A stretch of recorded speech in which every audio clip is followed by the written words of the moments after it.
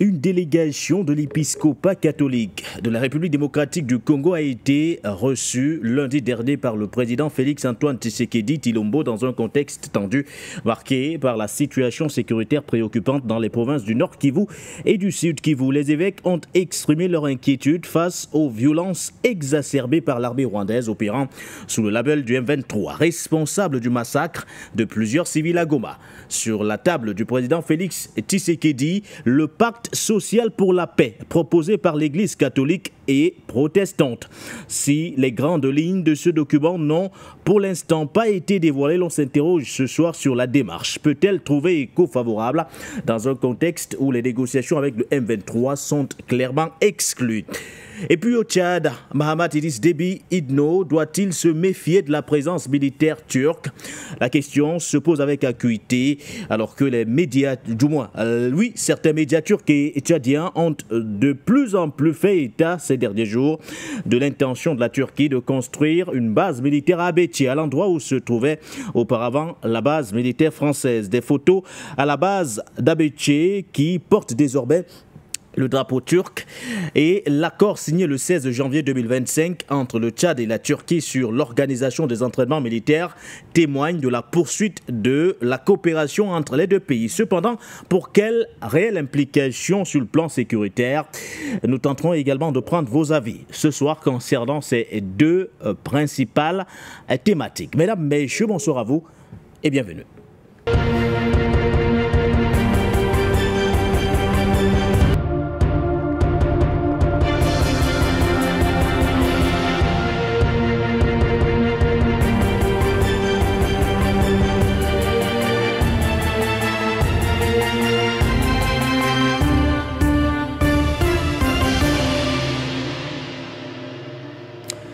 Bonsoir à vous, une fois de plus, et bienvenue sur les antennes de For You Media Africa. Content, heureux de vous retrouver ce soir pour cette nouvelle édition du Point sur l'actualité.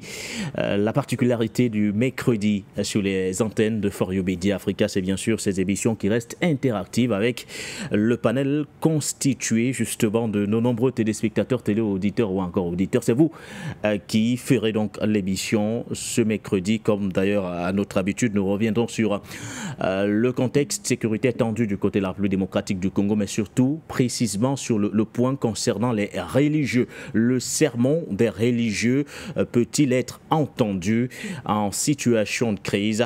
La question, nous la mettons ce soir sur la table à 48 heures après la rencontre entre notamment plusieurs religieux. On parle surtout des évêques de l'Église catholique et protestante reçus, on le rappelle, lundi dernier par le président Félix-Antoine Tshisekedi Tshilombo. Un plan de paix a été proposé. Il est dénommé le pacte social pour la paix, proposé par l'Église catholique et protestante.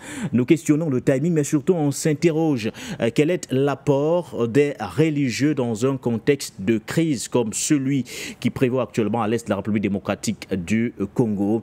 Ce sermon sera-t-il entendu par les autorités congolaises qui pour l'heure ont exclu toute négociation avec le M23. Et puis, une autre thématique également sur la table, ou du moins devrais-je dire une autre interrogation. Le maréchal Mahamat Idriss Déby Itno doit-il se méfier de la présence militaire turque? Selon plusieurs médias turcs et tchadiens, la Turquie prévoit donc de construire une base militaire turque de côté d'Abéché où se trouvait il y a quelques mois encore l'ancienne base militaire française. L'information a été largement relayée depuis le début de cette semaine par des médias turcs et tchadiens. Nous nous interrogeons surtout sur la démarche. Pourquoi maintenant, questionnant le timing, la France est-elle remplacée par la Turquie? Devons-nous nous méfier de cette présence militaire turque ou de façon générale? Quelle implication sur le plan sécuritaire? Madame Fromager, vous êtes la première à réagir au standard. Bonsoir à vous. Allô, bonjour monsieur le journaliste. Bonjour au standard. Merci de me donner la parole. Je suis Madame Fromager. Je vous appelle d'Abidjan. Bon, moi, je vais parler d'abord de ce qui se passe en RD Congo, hein, je crois bien. Hein. Vous savez, moi, je n'aime pas Paul Kagame. Hein. Paul Kagame, c'est quelqu'un que je n'ai jamais aimé. c'est quelqu'un que je n'apprécie pas. Il est très froid, Paul Kagame. Tout ce qui se passe en RD Congo, avec les Mi-23, bien comme on les appelle là, c'est Paul Kagame qui est derrière. Paul Kagame qui est un anglophone. Comment se fait qu'il a sa compatriote qui est, je ne sais pas quoi, de la francophonie? Mais attendez, allez-y comprendre quelque chose. C'est parce qu'aujourd'hui, la Paul Kagame, il pille le Congo et il partage les biens avec ses amis occidentaux, avec la France.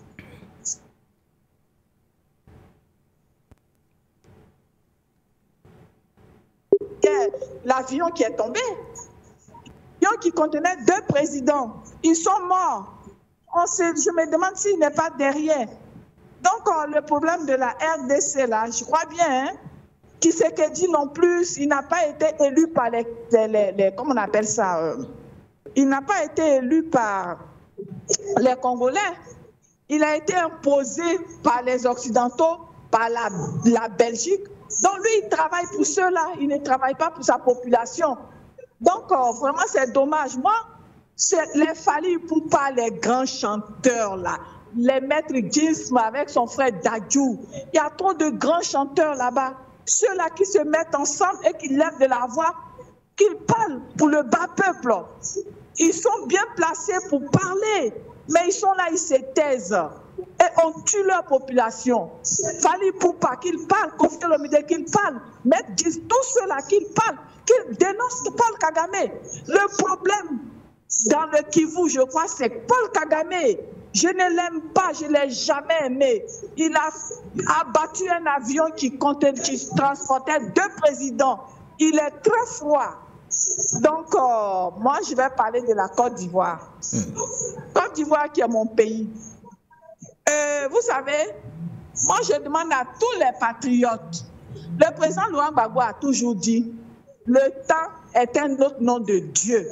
Et ce temps qui est un autre nom de Dieu, là, il est arrivé ce temps-là pour nous en Côte d'Ivoire. Depuis 1993, après la mort de Félix Houphouët-Boigny, nous n'avons jamais trouvé de paix. De paix, jamais. 2011, c'était le LAS. Des gens sont venus d'un peu partout pour nous tuer. Depuis 2002, on ne fait que pleurer. Mais aujourd'hui, 2025, là, le temps est un autre nom de Dieu. Et ce temps-là, il est arrivé pour nous. Nous n'avons plus le temps de tergiverser. Non, ce n'est plus le moment de tergiverser. Ivoiriens, Ivoiriennes, taisez vos querelles inutiles. Mettons-nous ensemble pour récupérer notre pays. L'apartheid de l'Afrique du Sud, là, ça se passe chez nous ici depuis 15 ans. Depuis 15 ans, nous vivons l'apartheid en Côte d'Ivoire, dans notre pays. Je demande à tous les patriotes ivoiriens, tous les patriotes africains, aidez-nous à récupérer notre pays en 2025. Et donc, je vais dire à tous les cadres du PPACI de ne plus répondre aux invitations de ces médias mensonges, RTI et autres. La dernière fois, moi, depuis 2011, je n'ai plus allumé ma télévision pour mettre la RTI, jamais. Prendre ma télécommande comme ça, cliquer sur la RTI, jamais, depuis 2011. Mais la dernière fois, quand j'ai appris que Jean-Gervais Thiédé allait être sur le plateau, j'ai dit, OK, je vais regarder pour voir comment la RTI, qui est une télévision publique, on paye les redevances. On va voir comment ils vont se comporter. Mais on a tous vu. La journaliste, là, elle travaillait pour Notre Voix. Hein. Elle travaillait pour le journal Notre Voix du président Laurent Gbagbo. Elle a été achetée. Aujourd'hui, c'est elle. Tu invites les gens et tu les empêches de parler. Je demande à tous les cadres du PPACI de ne plus répondre aux invitations de ces médias-là. Ces médias-là sont biaisés. Ces journalistes-là sont achetés. Ils ne répondaient plus. Les réseaux sociaux sont là. Les réseaux sociaux sont là. Et puis envoyez vos militants dans les fins fonds des villages. Peut-être que ceux-là n'ont pas de smartphone pour suivre les informations. Mais vous allez les informer. Donc, moi, je vais m'arrêter là. Le 8, je demande à toutes mes sœurs patriotes, rendons-nous à Marcory. Rendons-nous à Marcory massivement pour montrer à la communauté internationale, surtout à la communauté internationale, que ce monsieur qu'ils ont diabolisé, ils ont maltraité, ils ont failli le tuer, il draine encore le monde. C'est le fils du peuple, c'est lui que nous voulons. Nous allons montrer la mobilisation à cette communauté internationale. Nous ne sommes pas d'accord que des gens venus d'ailleurs nous imposent leur dictat. Nous ne sommes pas d'accord. Je demande à M. Adjumani d'aller répondre à Johnny Pacheco parce qu'il a répondu automatiquement au président Laurent Gbagbo. Johnny Pacheco vient de déposer une bombe très grave, qu'il réponde et qu'il vient nous dire que ce n'est pas vrai. Parce qu'on ne peut pas prendre l'argent du contribuable pour faire tout et n'importe quoi. Oh les cœurs, on y va.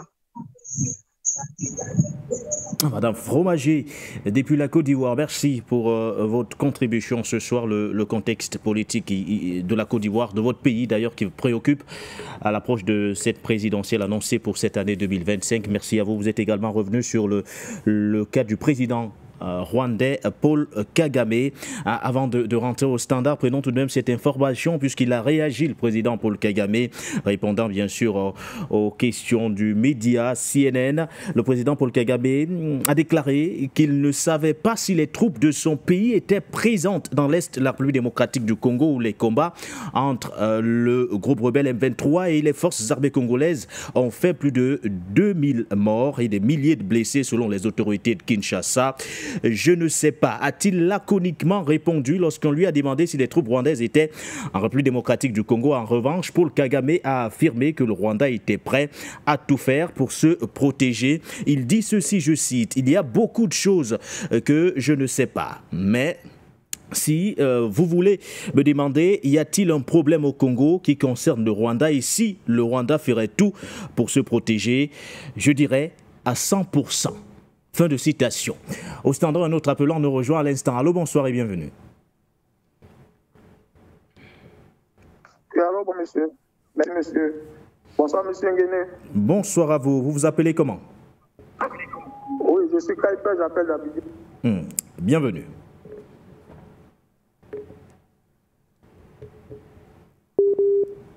Sur le corps. Allô, est-ce que vous nous recevez? Je voudrais vraiment, on ait cette fibre. Allô? Oui, nous avons été coupés, mais j'ai l'impression que ça va. Pour pouvoir dire la vérité, n'est-ce pas, qui s'impose et ne pas vouloir faire porter le chapeau à monsieur, comment on dit, au président Tshisekedi. Voilà, parce que dans l'affaire, c'est le Congo qui a attaqué. C'est le Congo qui a attaqué. Il faut avoir le courage de le dire. Mais ce n'est pas le président Kagame qui a demandé aux Rwandais de venir occuper son territoire. Et même si c'était le cas, mais c'est aujourd'hui lui qui demande à son peuple de se lever. Mais il y a des gens qui ne veulent pas voir ça comme ça et qui veulent lui faire porter le chapeau. Moi, je dis que ce n'est pas normal. Ce n'est pas normal. Il faut soutenir ce peuple-là. Le Congo a trop souffert. Moi, quand je vois les images du Congo, ça me fait pitié. Hein? On nous dit non, c'est un conflit, mention. C'est le Rwanda qui est venu attaquer. Le Rwanda est venu attaquer, il faut dire la vérité. Il faut dire les choses comme elles sont. Il faut dire les choses comme elles sont. Et ne pas faire porter le chapeau à M. Tshisekedi. Le M23 en 2013. En 2013, le M23 a été balayé. Aujourd'hui, on ne peut pas venir nous parler de M23. Il faut reconnaître que c'est le Rwanda. C'est le Rwanda. Donc, il faut qu'on aide ce peuple-là à combattre. Au lieu de nous moquer d'eux, ce n'est pas possible. Ce n'est pas possible. Donc, vraiment, merci à vous et je m'arrête là. Merci pour votre participation, du moins contribution ce soir. Nous nous intéressons de très près au plan de paix proposé par l'Église catholique et protestante du Congo, dont les principaux responsables ont été reçus, on le rappelle, lundi dernier par le président Félix-Antoine Tshisekedi. Un plan de paix dont les détails n'ont pas été rendus publics, mais des questions demeurent. Est-ce une façon d'inviter le chef de l'État congolais à descendre de son piédestal signal pour prendre langue enfin avec les rebelles du M23, qualifiés jusqu'ici de terroristes. La question reste posée surtout quand nous savons que pour le président Félix Antoine Tshisekedi, le dialogue est clairement exclu avec ce groupe terroriste. Va-t-il rester droit dans ses bottes ou alors va-t-il prêter une oreille attentive aux sermons des religieux qui se disent peinés, bien sûr, parce que vivent leurs compatriotes à l'est de la République démocratique du Congo? Voilà autant de questions que nous mettons sur la table. Au standard, Zerfel, vous nous rejoignez. Bonsoir. Ok, bonsoir Nguédé, je salue tout le monde parce qu'il y a du monde, donc je vais passer rapidement. C'est que moi je vais continuer dans le sens de la dame Fromager. Parce qu'aujourd'hui, moi je lance un appel d'abord au parti du président Gbagbo, PPACI. Je veux que, comment dire, cette communication puisse vraiment ouvrir les yeux. Parce que nous sommes à quelque part de choses des élections au pays. Et jusqu'à présent, parce que la communication aujourd'hui, elle est très importante. Vous avez en face de vous 3 télévisions panafricaines qui ont fait des demandes pour qu'ils viennent vers vous, mais vous n'avez jamais répondu. Je vais citer comme le For You qui est là, Afrique Média, et puis l'autre panafricaine TV qui est là aussi. Les gens vous lancent des demandes, mais répondez. Ils ont envie, c'est-à-dire que si vous avez envie de vous exprimer, ce sont des télévisions qui sont suivies dans le monde entier. Par rapport à la RTI, par rapport à la NCI et d'autres télévisions qui sont en Côte d'Ivoire. Mais ces 3 télévisions sont reconnues mondialement, sur le plan international. Tout ce que nous disons là, il y a des milliers de personnes qui nous écoutent. Alors pourquoi vous ne venez pas là depuis, on vous appelle, et puis vous êtes collés sur vos fesses là-bas? Moi, je vais vous attaquer maintenant. Parce que je pense que vous faites exprès. Parce qu'il y a longtemps, parce que j'ai déjà envoyé, un message à la secrétaire du fils du président Gbagbo, Michel Gbagbo. Il lui a déjà écrit. Jusqu'à présent, on me dit d'attendre, et on ne voit pas la réponse de cette chose, de ces personnes-là. Mais pourquoi vous faites ça? On vous appelle, on veut entendre ce que le président Gbagbo veut dire. C'est ce qu'il va dire au peuple. Ce n'est pas seulement aux Ivoiriens, à tous les Africains. Mais si vous êtes là toujours collé dans la chose, on vous appelle sur des plateaux que vous ne pouvez même pas vous expliquer correctement. On vous a vu. Et j'ai vu le secrétaire, il m'a énervé d'abord parce qu'en disant toujours merci à cette dame, parce qu'on les invitait sur le plateau. Attends, tu payes de l'argent pour qui? C'est ton argent. Si tu vas sur le plateau là, tu n'as pas à remercier chez l'animatrice. C'est notre télévision. N'importe qui peut partir là-bas et s'exprimer. Mais je l'ai vu plusieurs fois dire merci d'avoir nous invités. Ça veut dire quoi? Tu es en train de mendier quoi? Mais tu arrêtez un peu là. Vous énervez les gens. Le monsieur, il vous envoie toujours, vous êtes assis. Et vous partez dans des plateaux où personne même, parce que là, même ces plateaux, on ne sait même pas si vous êtes invité là-bas, par accident, on va sur ces émissions-là. Donc, si vous venez sur For You aujourd'hui, on vous attend là, tout le monde va vous écouter. Tout le monde va vous écouter. Ça, c'est la moindre des choses. Depuis, on vous dit, et puis vous êtes assis là. Pourquoi? J'ai dit, bon, je pense que vous avez compris, je m'arrête là. Maintenant, je vais parler de la CEI. Vraiment, la CEI, chez le monsieur qui est là, il est en train de jouer avec l'esprit des gens. C'est pour envoyer encore des guerres inutiles dans le pays. Jusqu'à présent, on leur parle, ils ne veulent pas nous écouter. On leur parle. Parce que, comme on dit aujourd'hui, on ne va pas vous laisser votre bêtise que vous avez fait en 2020, où vous avez tranché les têtes des gens en Côte d'Ivoire. Ça ne va pas passer cette année, en 2025. Là. Parce qu'on vous parle depuis, on vous a écrit, les partis politiques vous ont écrit. Vous êtes là, c'est comme ce pays-là vous appartient, si ce pays-là est dans votre poche. Non. La Côte d'Ivoire appartient à tout le monde. Elle appartient à tout le monde. Donc, quand on vous appelle à nous asseoir ensemble pour discuter, écoutez les autres aussi. Pourquoi vous voulez toujours faire des guerres avant de faire quelque chose? On n'a pas besoin de ça. Regardez un peu. Ayez l'amabilité des choses, de la sagesse, comment dirais-je, des gens intellectuels. Mais comme on sait que vous êtes venu avec des armes, mais tout le monde n'est pas prêt pour venir avec des armes. Nous, on est là, on a le verbe et qu'on peut discuter ensemble. Quoi le problème? En discutant, qui blesse quelqu'un? Personne. Donc moi, j'appelle à tous les opposants. Ce n'est pas seulement PDCI, c'est tous les partis politiques aujourd'hui en Côte d'Ivoire. Parce que vous attendez à la dernière minute pour dire que moi j'ai un parti, on doit financer mon parti. Non, non, non, c'est pas comme ça. C'est maintenant et jamais. Parce que vous, si on n'a pas la liste électorale des votants, comment on peut aller aux élections? Alors, moi, je vous dis, c'est maintenant et vous jamais. Merci. Et à mes frères. Zerfel, merci à vous pour votre soutien, pour vos messages d'ailleurs à l'endroit du peuple ivoirien, à l'approche de cette échéance décisive d'ailleurs pour la vie politique ivoirienne. Monsieur Maïga, vous êtes également avec nous. Bonsoir et bienvenue. Ok, merci bien. Merci bien à l'équipe de Forum Média, merci à M. Nguéné et vraiment merci toujours à l'équipe de Forum Média pour le formidable travail pour l'Afrique. Merci encore à l'équipe de Forum Média. Bon, aujourd'hui, mon intervention va porter d'abord sur le Congo et la République démocratique du Congo.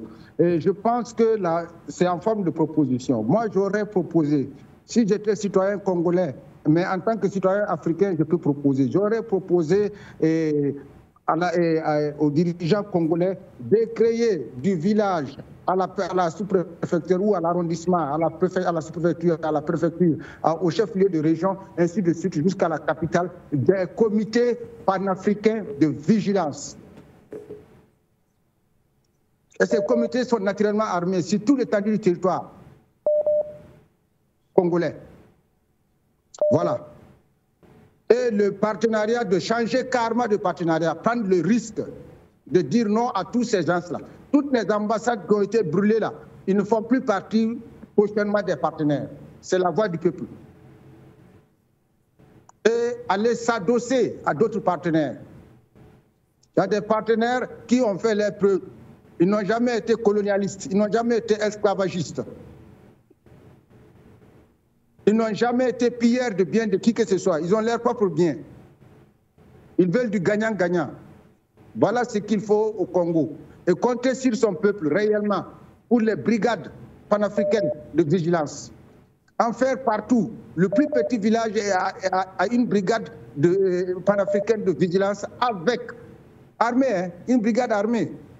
Tout ce qui bouge, qui est contre les nationaux.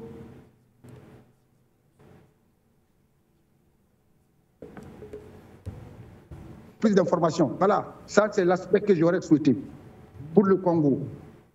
Maintenant, revenons de son nouveau partenariat à la Turquie. Moi, je pense que c'est une très bonne affaire. Parce que pour savoir à qui fréquenter, il faut savoir qui la personne est, quelle est son histoire.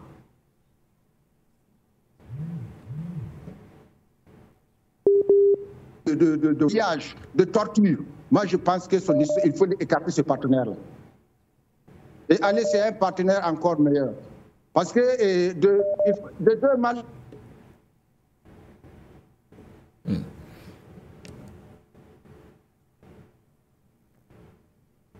On donne la France pour ça. Et on sait aussi la technologie turque. En matière de drones, ça fait.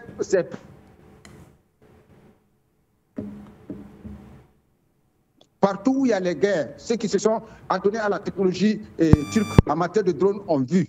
Nous, de l'AIS, nous avons vécu l'efficacité. Ça réduit le nombre de morts en termes de soldats. Ça vous donne une grande visibilité sur l'étendue du territoire. Voilà ce que j'avais à dire. Merci à l'équipe de Forum Média. Maïga Boubacar, Dori, Burkina Faso. Maïga Boubacar depuis Dori au Burkina Faso, vous remettez en cause justement le renforcement de cette coopération militaire entre N'Djamena et Ankara. Vous faites des propositions concrètes aux autorités congolaises qui semblent préoccupées aujourd'hui justement par l'insécurité qui sévit particulièrement à l'est du pays en dépit justement de ce cessez-le-feu unilatéral décrété par le M23. Le président Paul Kagame a réagi dit, il a estimé qu'il n'est pas au courant que les troupes rwandaises sont à l'est du pays. Voilà, c'était juste une petite parenthèse. Le jeune héritier, vous nous rejoignez également à l'instant. Bonsoir à vous.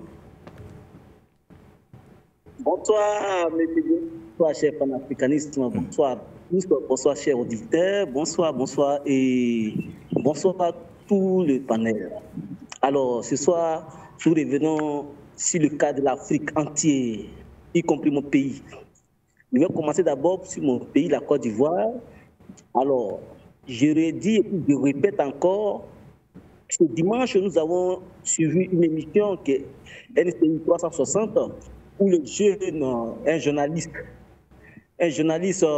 professeur à l'université, il a dit Tidjara Thiam n'a pas pu renoncer sa nationalité française et il vient poser une candidature en Côte d'Ivoire. Monsieur Guinée, je vous parle de ce qui se passe en Côte d'Ivoire, c'est-à-dire un Français veut devenir président en Côte d'Ivoire.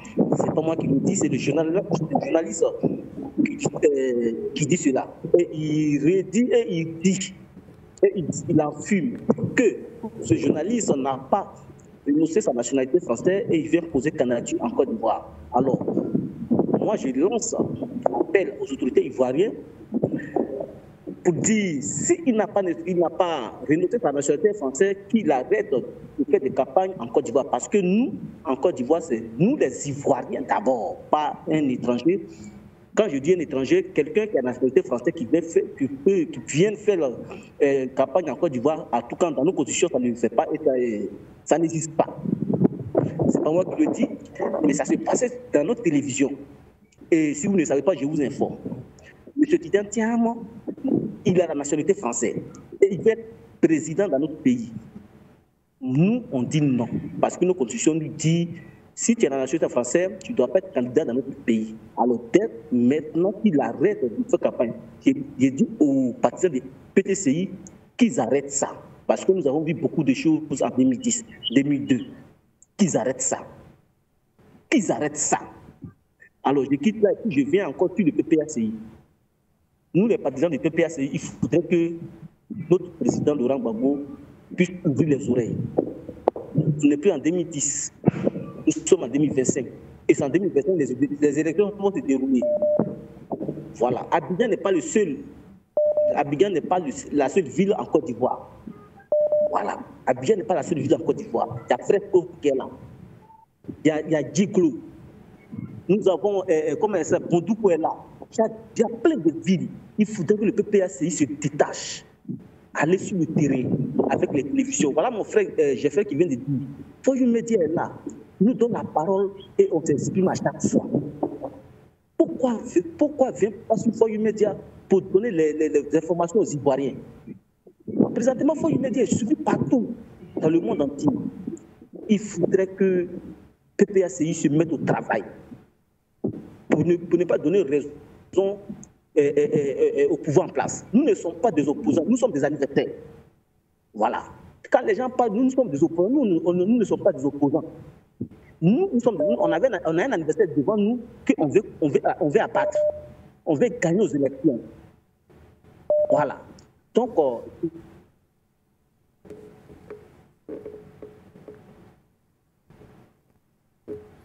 le jeune... Merci beaucoup. Et c'est ce que je voulais dire. Bonne émission à vous. Merci, M. Guéné. Merci de nous avoir donné. Le jeune héritier, merci à vous. Bonne émission également à vous.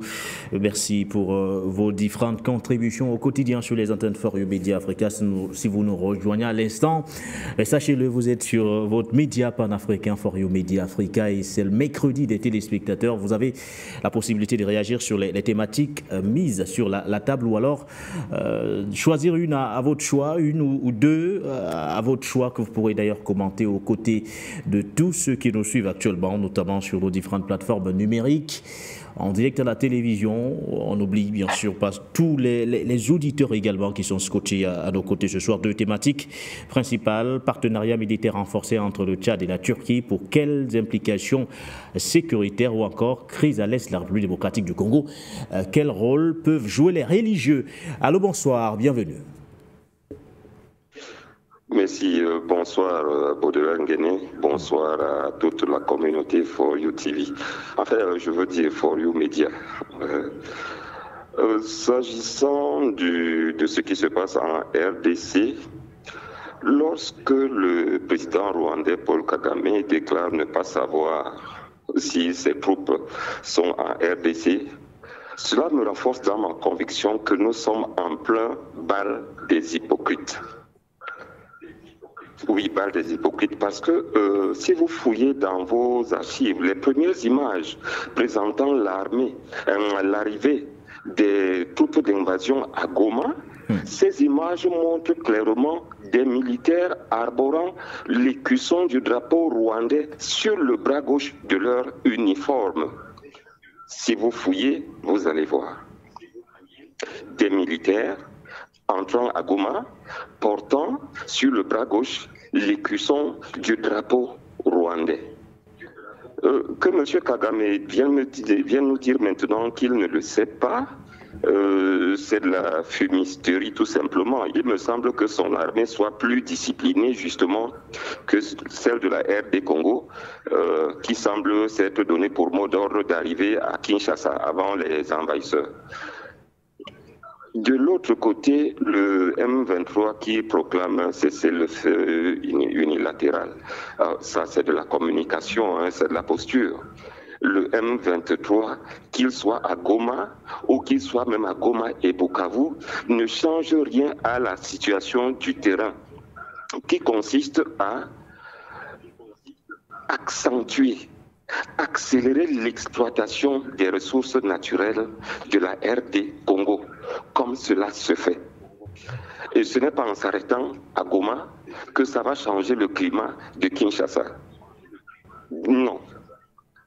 Soit le président Tshisekedi se met en capacité d'infliger un coup d'arrêt à la progression du M23, et on va réfléchir au renversement du front, ou alors il laisse faire de toutes les façons, ça ne le gêne pas Kinshasa, que Goma ou bien le nord Kivu, le sud Kivu soient occupés, vraiment.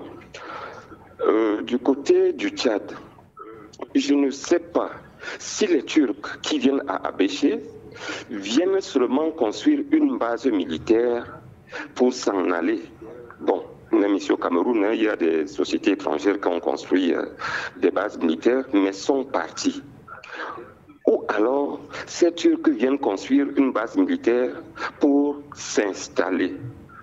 Auquel cas, il me semble que l'admission d'une base militaire étrangère sur son territoire est un cas rédhibitoire de l'admission à l'AES. Peut-être que je me trompe, mais je ne parviens pas à concilier ce cas en devenir et cette clause qui a été énoncée. Voilà ma contribution pour ce soir. Bonne émission à tous. Bonne émission également à vous. Pour l'instant, nous ne pouvons réellement pas nous avancer sur les clauses de ce partenariat militaire renforcé, puisque rien n'a filtré jusqu'ici.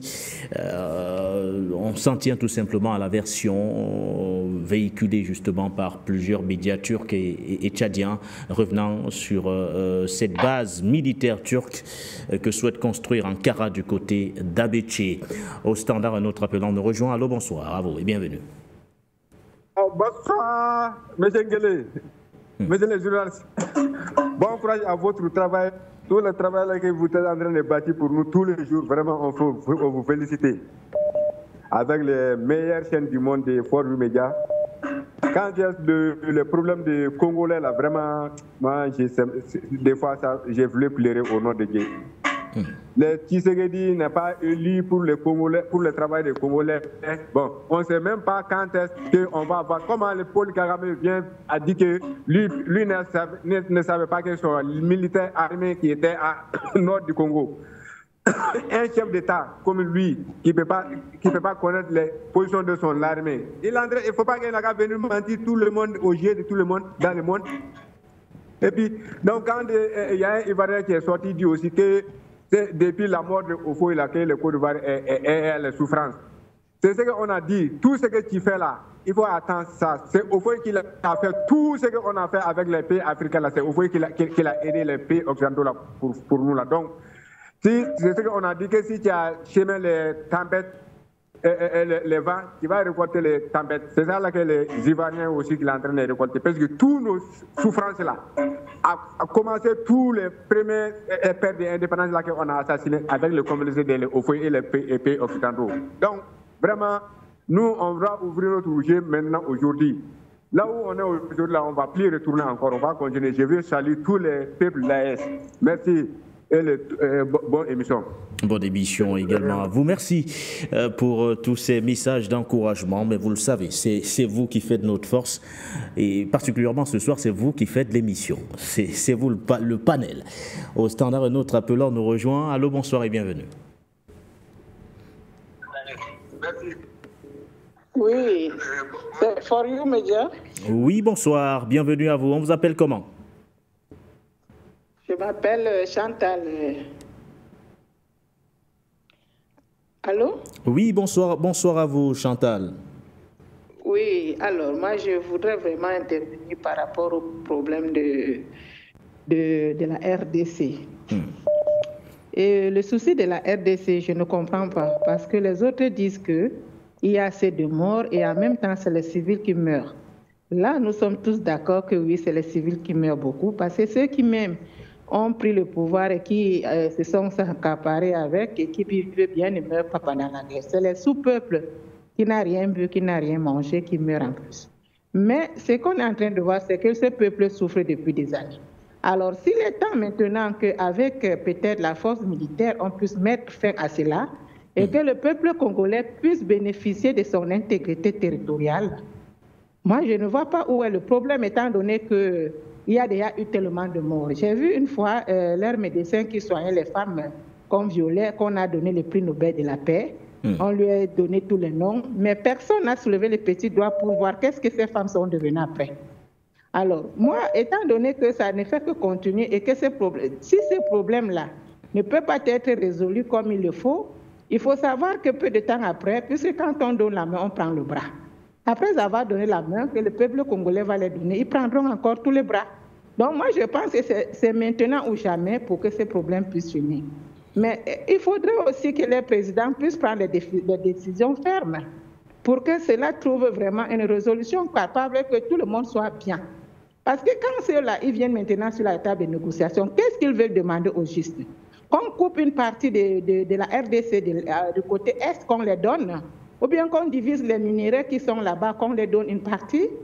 Après, quand ils vont les excuser, ou bien il n'y aura plus rien, qu'est-ce qu'ils vont demander encore en retour? Donc, oui, il y a les morts, mais je pense qu'il est plus que jamais bien d'en finir une fois. Parce que voir comment ces gens-là souffrent, moi, ça me donne les larmes aux yeux. Voir une femme qui a 2 enfants qu'elle tient au bras, l'autre attaché au dos, avec un matelas, quand on parle même de matelas, un déchet, disons, de matelas, sur la tête, c'est très aberrant. Donc, je ne sais pas ce qui se passe dans nos cœurs. Nous, on voit qu'eux, quand ils font leurs choses, ils les font ensemble. Ils les font en union. Mais pour nous, c'est impossible. Parce que l'individualité, c'est ça qui règne dans nos cœurs. Quand moi, je mange, je dors bien, je m'en fous du reste du monde. Et ça, vraiment, jusqu'à quand ça va se passer comme ça? Pour que les autres aussi puissent au moins savoir ces petits grains de bonheur, même si le bonheur n'existera pas. Donc, voilà ma contribution. Vraiment, le Congo fait mal parce que ces peuples, ils souffrent beaucoup. Je sais, mais il faudrait qu'on en finisse une fois. Et si le président n'est pas d'accord ou bien qu'il n'est pas capable, qu'il dise non, moi je n'en peux plus, que quelqu'un qui veut prendre les décisions, qu'il les prenne et puis on est quitte dessus. Et que tout le monde se sent au moins à l'aise. Donc voilà ma contribution, je laisse l'antenne aux autres. Merci de m'avoir pris quand même. Merci à vous Chantal, merci. Pour l'instant, nous rappelons que le président Félix Tshisekedi a promis une riposte vigoureuse qui serait d'ailleurs en cours si on s'en tient à la version officielle des autorités de Kinshasa.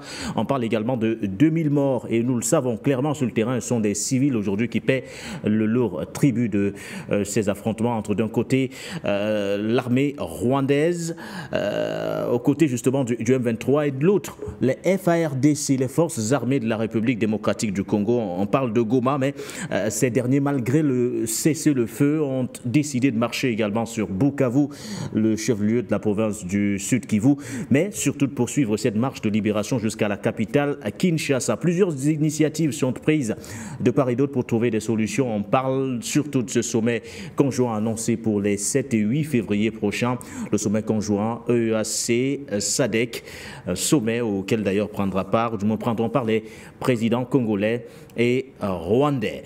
Éric Basson, vous êtes également avec nous. Bonsoir à vous.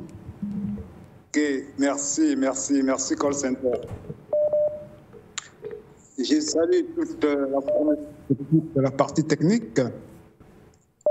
Je salue M. Baudelaire Nguenin et je vous demande toutes mes excuses. Je présente toutes mes excuses parce que depuis le début de l'année, on ne s'est pas eu. Donc, je profite en même temps pour vous souhaiter une bonne année de paix et de santé. J'adresse aussi toutes mes salutations à tous les appelants de ce soir.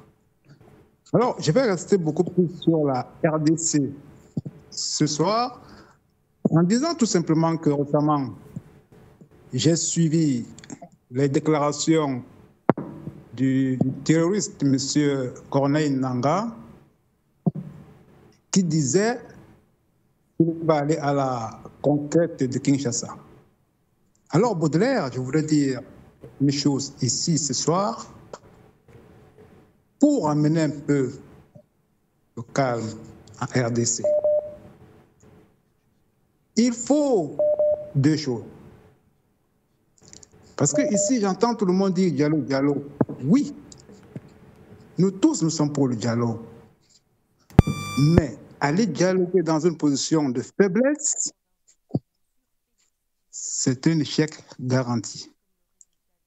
Alors, il faut deux choses, comme je disais. Il faut d'abord une solution militaire. Ça veut dire quoi à l'heure actuelle? Ça veut dire tout simplement qu'il faut aller à la reconquête de Goma. Deuxième chose, mettre hors d'état de nuire les terroristes de M23. Et troisième chose, Baudelaire, la sécurisation des frontières congolaises. Et la solution diplomatique, celle-ci, à ce moment-là, nous pourrions alors envisager un dialogue. Sans cela, ça va être très, très, très compliqué. Parce que demander à Tshisekedi d'aller négocier dans les conditions que nous voyons ici actuellement, je vous dis que c'est un échec garanti. J'en sors de ce sujet pour dire un mot en ce qui concerne le partenariat militaire entre le Tchad et la Turquie. C'est une bonne chose, Baudelaire. Mais ici, moi, mon inquiétude, sortir des bases françaises pour emmener 1 mois, 2 mois après d'autres bases étrangères sur le sol tchadien, non seulement c'est trop tôt, mais à mon avis, je pense que c'est une faute. Il faut ici, on ne le dira jamais assez, que les Africains prennent leur sécurité en main. Nous voyons partout aujourd'hui, nous avons vu récemment les déclarations de M. Trump aux États-Unis. Trump qui vous dit qu'on va aller conquérir le canal de Panama. Trump qui vous dit qu'on va aller conquérir le Groenland. Trump qui vous dit qu'on va aller conquérir le Canada. Alors, il est temps que les Africains, on ne le dira jamais assez, qu'ils prennent leurs responsabilités en main et que l'unité africaine soit une nécessité. Ça, c'est un impératif, Baudelaire. Sans cela, c'est simplement la recolonisation de l'Afrique. Et d'ailleurs, ce n'est pas moi qui le dis, ce n'est pas M. Basson qui le dit. Vous entendez les déclarations, non seulement des présidents de Macron, qui vous dit que l'Afrique est ingrate, et de Trump, qui vient de dire récemment que l'Afrique n'a qu'à se démerder. Et pour en sortir, chers frères, je voudrais quand même dire un mot. pour les élections qui arrivent à bonne échéance au Cameroun, oui, il faut que les dirigeants des partis d'opposition camerounais prennent leurs responsabilités. Qu'ils arrêtent ici de penser à leur ventre, à leur ambition personnelle, qu'ils pensent surtout à l'intérêt général. J'espère que le 11 février, le président du Cameroun va nous faire des annonces très intéressantes, mais ici, il s'agit de l'avenir du Cameroun. L'intérêt général doit primer. Vive l'AES, vive l'Afrique libre, souveraine et unie. Bonne soirée, Monsieur Basson. Merci. Monsieur Basson, merci à vous. Monsieur Basson, faut-il privilégier les négociations dans un tel contexte? Là encore, l'équation semble difficile à résoudre aujourd'hui, puisque nous le savons. Kinshasa ne souhaite pas négocier avec un groupe terroriste. Et quand bien même on parle du Rwanda, le président Paul Kagame ne reconnaît pas que ses troupes sont déployées du côté de l'Est de la République démocratique du Congo. Avec qui peuvent-elles négocier les autorités congolaises?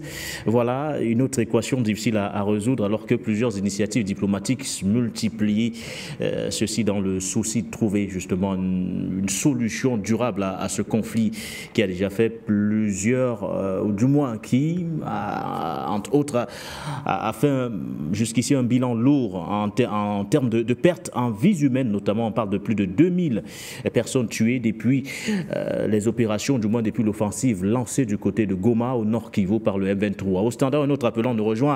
Allô, bonsoir à vous. Oui, allô, bonsoir, cher Nguéné. Merci pour les thèmes que vous mettez sur le plat. Doit aller au bout de son action. Je pense qu'il doit aller au bout de son action parce que s'il veut aller à des négociations, à des pourparlers, on a vu ça en Côte d'Ivoire ici. On a expérimenté ça en Côte d'Ivoire ici.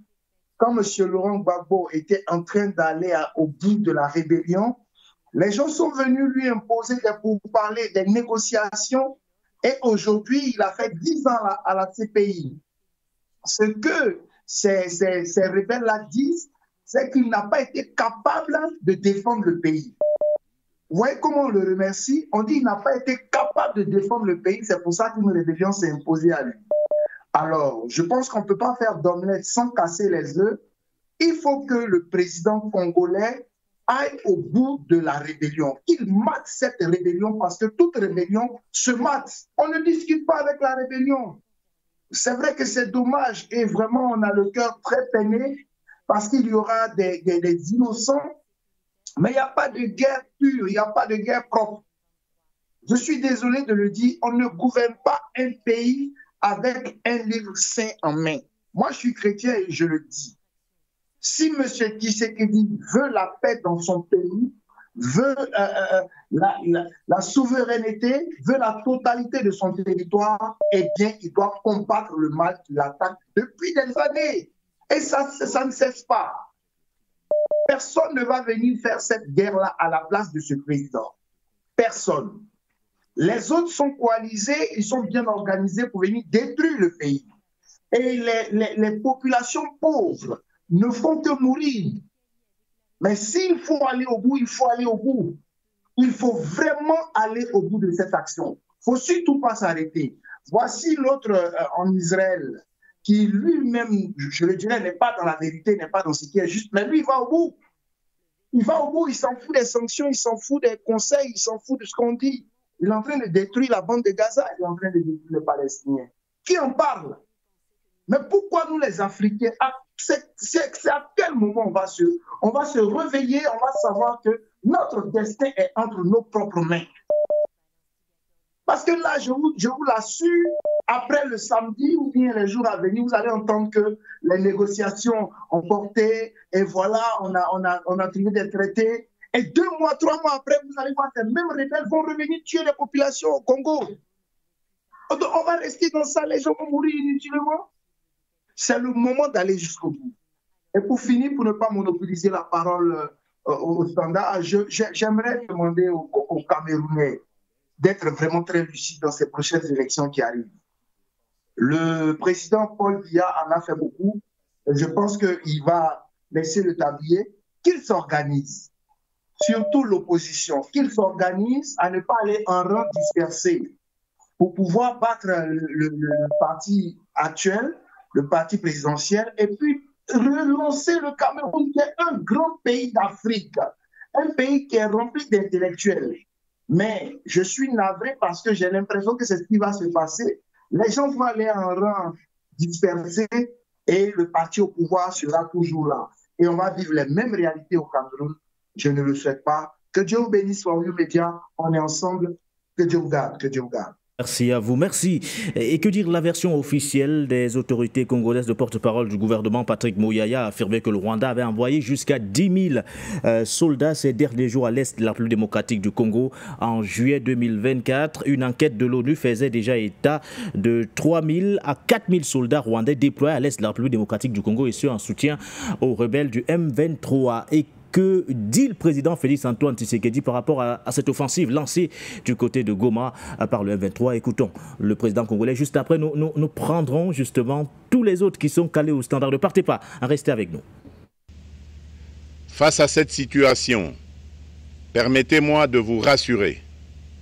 Une riposte vigoureuse et coordonnée contre ces terroristes et leurs parrains est en cours. Nos vaillantes forces armées de la République démocratique du Congo, symboles de courage et de patriotisme, sont pleinement mobilisées, prêtes à défendre chaque centimètre de notre territoire. J'ai personnellement convoqué et présidé des réunions de crise avec une équipe restreinte du gouvernement, le haut commandement militaire ainsi qu'une réunion interinstitutionnelle afin d'évaluer les récents développements de la situation et de lever les options pour repousser les agresseurs et reconquérir chaque parcelle de notre territoire. À cet effet, j'ai nommé ce 28 janvier le général-major Évariste Somo Kakule au poste de gouverneur militaire du Nord Kivu pour renforcer la coordination des opérations militaires et restaurer l'autorité de l'État. Parallèlement, nous avons engagé d'importantes démarches diplomatiques, notamment au sein du Conseil de sécurité des Nations Unies, ainsi que dans le cadre du processus de paix de Luanda, auquel nous restons pleinement engagés malgré les obstacles. Nous privilégions la voie du dialogue, mais toujours avec lucidité, tout en restant fermement résolus à défendre notre territoire et notre souveraineté par tous les moyens nécessaires. Mais ce combat n'est pas seulement celui des FARDC. C'est le combat de tout un peuple, le combat de notre identité congolaise, afin de léguer aux générations futures un pays prospère et en paix. À tous nos compatriotes, dans chaque province, chaque ville, chaque territoire et chaque village, ainsi que ceux de la diaspora, sans distinction d'appartenance ethnique ou politique. Unissons nos efforts. Apportons un soutien indéfectible, moral et matériel à nos vaillants soldats. Je voudrais ici interpeller directement la communauté internationale et l'Union africaine. Le Rwanda continue de violer ouvertement et sans scrupule les principes fondamentaux de la Charte des Nations Unies ainsi que les accords régionaux. Pire, ces agissements se déroulent dans une impunité totale et ce, avec un mépris manifeste des règles internationales et des valeurs que ces institutions sont censées défendre. Cette attitude arrogante, qui ne cherche même plus à masquer ses forfaits, est une provocation inacceptable à l'égard de notre souveraineté et de la stabilité régionale. La présence de milliers de soldats rwandais sur notre sol, leur soutien politique, logistique et militaire à leur pantin du M23, ainsi que leur implication dans l'exploitation illégale de nos ressources naturelles, nous conduisent tout droit à une escalade aux conséquences imprévisibles, mettant en danger toute la région des Grands Lacs. Votre silence et votre inaction face à la barbarie du régime de Kigali et aux atrocités perpétrées par ces supplétifs sur notre territoire constituent un affront non seulement à la République démocratique du Congo, mais également aux valeurs universelles de justice et de paix. Le peuple congolais prend acte de cette passivité qui frôle la complicité. Soyez sûrs d'une chose, la République démocratique du Congo ne se laissera pas humilier ni écraser. Nous nous battrons et nous triompherons. Congolaises et Congolais, l'heure est certainement grave, mais notre détermination est encore plus inébranlable. Ce moment critique nous offre l'opportunité de montrer au monde ce qui fait notre force, c'est-à-dire notre unité sans laquelle tous nos efforts seraient vains. Je vous appelle à être vigilants, mais à ne pas céder à la haine, aux divisions ou à la violence. Je condamne avec la plus grande fermeté les actes de vandalisme et de pillage qui ont visé certaines missions diplomatiques accréditées en République démocratique du Congo, ainsi que des intérêts privés dans la ville de Kinshasa. Ces comportements irresponsables dénaturent l'expression saine de notre colère face à l'agression barbare nous imposée et jettent une ombre sur les manifestations pacifiques de soutien à nos vaillantes forces armées qui luttent avec courage et abnégation pour défendre notre souveraineté. La réaction du président Félix Antoine Tshisekedi, Tshilombo, mais surtout toute sa ferme détermination à aller au bout. Sa démarche qui vise à ne pas négocier, mais surtout à mener à bien cette riposte vigoureuse qui vise à sauvegarder l'intégrité du territoire congolais. Il a également appelé à un enrôlement massif de la jeunesse au sein des FARDC, l'objectif étant bien sûr de barrer la route à cette progression du M23. Nous restons aux côtés de nos téléspectateurs, téléauditeurs ou encore auditeurs, mais surtout au standard, d'autres appelants nous rejoignent. Merci à vous d'avoir patienté. Question justement d'écouter ou du moins de suivre le président Félix Tshisekedi, mais vous êtes bien là. Bonsoir à vous. Bonsoir monsieur. Bonsoir. Bonsoir monsieur Nguéné. Merci, bonsoir à vous. Bon, je veux intervenir un peu. Mais avant mon intervention, je veux dire grand merci à un grand vaillant homme africain, M. Paul Biya. Parce que c'est lui seul qui permet en Afrique l'installation des chaînes panafricanistes qui nous permettent de débattre des sujets concernant notre continent Afrique. Je lui tire mon chapeau et je lui dis grandement merci. Maintenant concernant le problème de la RDC, Monsieur Nguéné, ça fait pitié. Vous voyez, un grand pays comme la RDC, les Nations Unies vivent dans ce pays. Plus de 40 ans, ils sont là avec une armée bien outillée. Mais cette Nations Unies ne peut pas bouter hors de la RDC les rebelles. Ça fait pitié. Nous ne devons plus compter sur les Nations Unies. Lorsque j'ai écouté le discours du président Etienne Tshisekedi, il appelle les Nations Unies, il appelle la communauté internationale. La communauté internationale, c'est qui même? Nous les Africains, nous ne faisons pas partie de cette communauté. Pourquoi toujours nous voulons appeler l'Occident? Alors que nous savons que l'Occident joue un jeu hypocrite vers l'Afrique. C'est pas bien. Prenons notre taureau par les cornes. Combattons comme nous voulons pour libérer notre Afrique. Que M. Etienne Tshisekedi appelle, comme on appelle, l'armée, une faute, comme on appelle, armée, ou bien s'il ne peut plus, qu'il abandonne le pouvoir à un militaire qui va gérer le pays comme les Assimi Goïta, les Ibrahim et d'autres du Niger. Ou bien soit qu'il appelle les Russes pour venir à son secours, qu'il laisse tous les Européens. Les Européens sont hypocrites et ils n'aideront jamais la RDC à se débarrasser de ces rebelles. Voilà ce que j'ai à dire. Merci, monsieur. Pour votre message, du moins pour votre contribution ce soir. Nous restons au standard. L'appel, je pense que le président Tshisekedi l'a très bien compris, cet appel que vous lancez au regard de la gravité de la situation, mais surtout au regard des réalités que vivent aujourd'hui les habitants de Goma, mais surtout le peuple congolais tout entier. Madame Cissé, bonsoir à vous. Oui, bonsoir Monsieur Nguéné. Bonsoir aussi à toute la partie technique. Monsieur Nguéné, j'ai vu que le clergé, c'est ça le clergé catholique de RDC a adressé un message.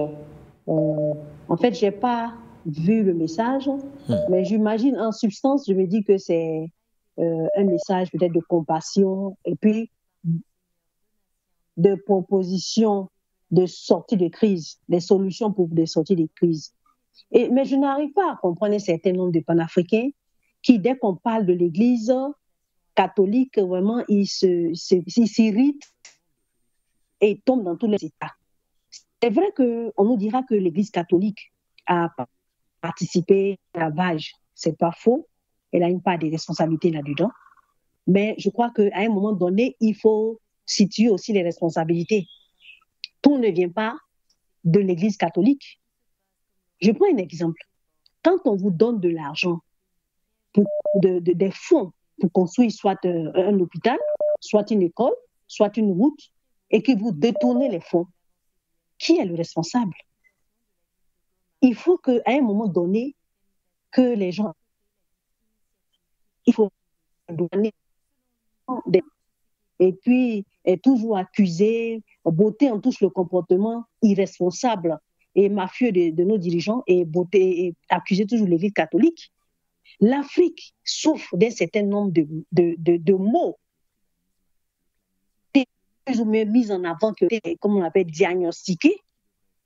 L'Africain, il a été moulé comment dirais-je, à la franc-maçonnerie, et c'est ça qui tue l'Afrique. Les liens de la franc-maçonnerie qui tuent l'Afrique. Certains intellectuels avant moi en parlent. Et aussi, l'Afrique souffre du tribalisme. Et ça, c'est pas... je suis là et je prends mes frères, mes connaissances, mes parents pour les déposer à certains et à qui je donne des marchés, auxquels je donne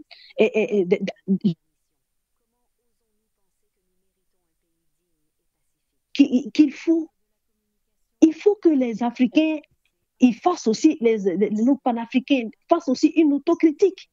Tout ne vient pas de l'extérieur. Nous sommes aussi responsables des maux que nous vivons, de la souffrance dans laquelle nous sommes. Les détournements de fonds. Comment vous expliquez ça? La malgouvernance, la mauvaise répartition des richesses d'un pays, un pays comme la Côte d'Ivoire, premier producteur de cacao, qui se permet d'acheter le cacao à 1000 francs aux producteurs, pendant que sur le marché national, il coûte 8000. Ça aussi, c'est l'Église qui fait ça. Il faut à un moment donné arrêter et puis poser les vrais problèmes.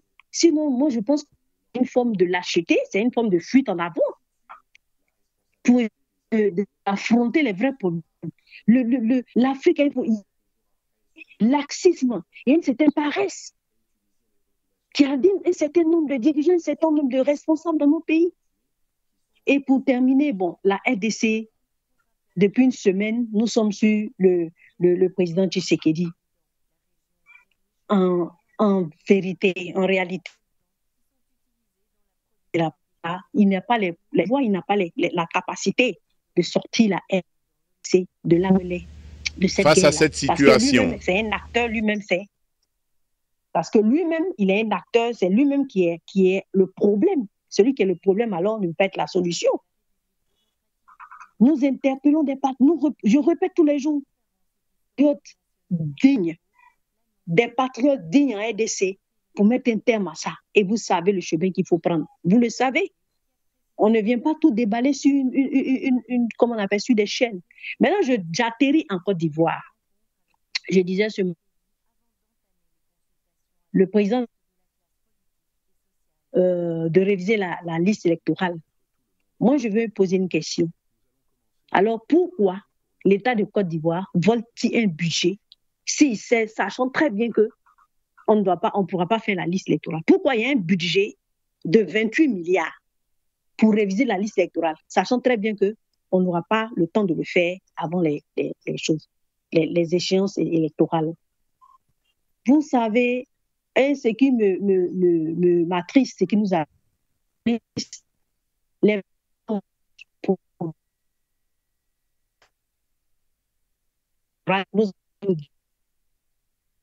il y a un camp qui n'a pas été jugé. Et la fameuse communauté dite internationale qui a porté ce génocidaire au pouvoir ne réagit pas jusque-là.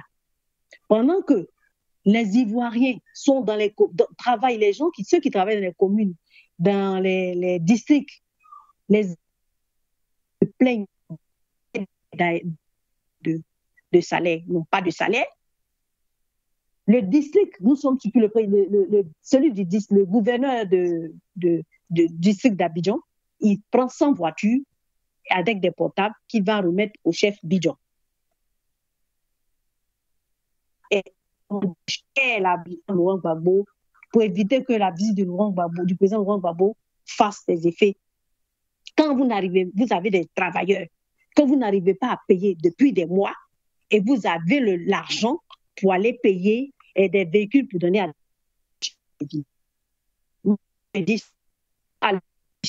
je reviens, je réitère maintenant. Il faut sortir de la série qui est confligée. C'est un organe financé par le contribuable ivoirien à hauteur de 34 milliards par an qui nous produit une liste où il y a des comment dire, quelqu'un s'appelait A, où il y a Mamadou Touré, ou bien Touré Mamadou, où il y a une femme qui est âgée qui a 800 enfants. Mais avec ça, qu'est-ce que ça va produire? C'est seulement la guerre que ça va produire. Donc nous demandons à l'opposition de sortir de la CEI. Merci Nguéné. On a beaucoup à dire. Hein. Merci. Chose à dire, mais le temps est malheureusement limité compte tenu du nombre d'appelants que nous devons, du moins compte tenu de tous les appels entrants que nous recevons à l'instant. Je pense qu'on va avancer et prendre M. Bonomo, j'espère que je prononce bien. Dans le cas contraire, vous me le ferez savoir. Bonsoir à vous. Salut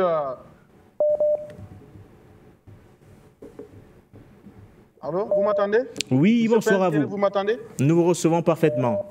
Ok, je voulais saluer à tout le monde et saluer à tous les auditeurs. Monsieur Prince Nguéné, je vais dire quelque chose par rapport concernant du Mali et concernant du Congo. Monsieur Nguéné, pour le Mali, c'est très simple. Nous disons au Mali, ceux qui sont cassés dans le tapis dans l'homme, qui croient qu'il y aura élection au Mali, vous avez tiré à terre. Parce qu'il n'y aura rien au Mali. Il y aura élection au Mali. Les M60, les M180, les M175, ce n'est pas les M5 ou c'est les M quoi là qui est en train de se, give hard time in le Congo. Ce n'est pas les M quoi là qui est en train de se, tuer nos frères au Congo. Ce n'est pas les mêmes choses, les M quoi là qui sont au Mali. On attend le jour qu'il y aura élection. Des faux politiciens qui sont cassés dans le tapis dans l'homme, qui attendent que Assimi Goïta va mettre élection, ils vont aller voter. Il n'y aura rien au Mali.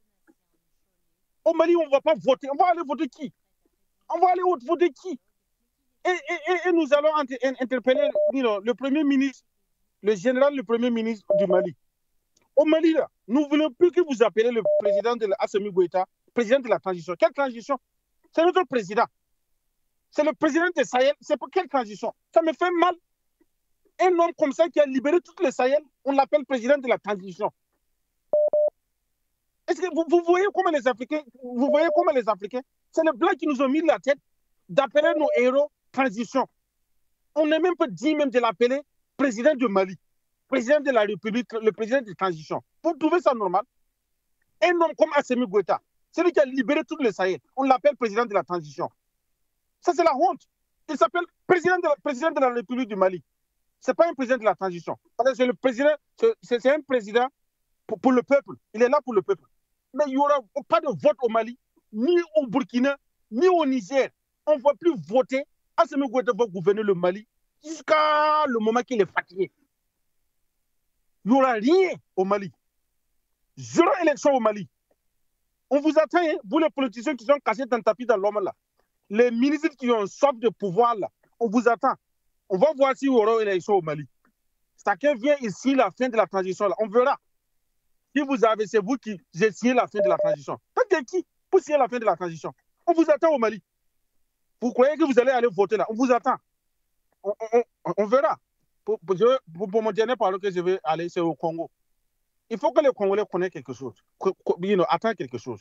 Depuis For You Media, il n'y a pas un seul média qui a soutenu le Congolais que au For You Media. Il n'y a pas un journaliste qui a traité le problème du Congo que Prince Guéné. Il n'y a pas ce journaliste qui a traité le problème du Congo en Afrique que For You Media, que M. Guéné qui a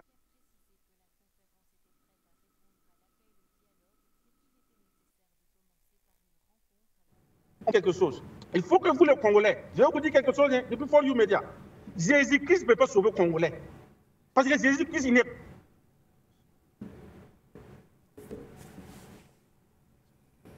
Il ne peut rien faire. Ceux avec les sultans ne peuvent rien faire au Congo. Parce que Jésus-Christ n'est pas congolais. La prière ne peut pas sauver le Congo. Le Congo, il faut faire la guerre. Il faut que le peuple se lève pour libérer le pays. Depuis qu'on viole les femmes là, où était l'église catholique? Où était l'église catholique quand on violait les femmes au Congo? Où étaient ces pasteurs? Où étaient ces monseigneurs? Où étaient eux? Quand les Rwandais rentrent, qui tuent les femmes, qui assassinent les enfants, qui massacrent tout un peuple. Depuis les morts qui sont, depuis 15 millions de personnes, c'est les femmes qui sont à la première tête de mort, de viol. Où était l'église catholique? Où étaient les pasteurs là?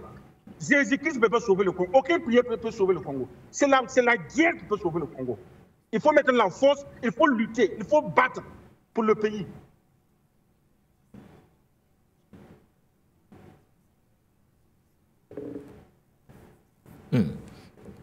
De pays.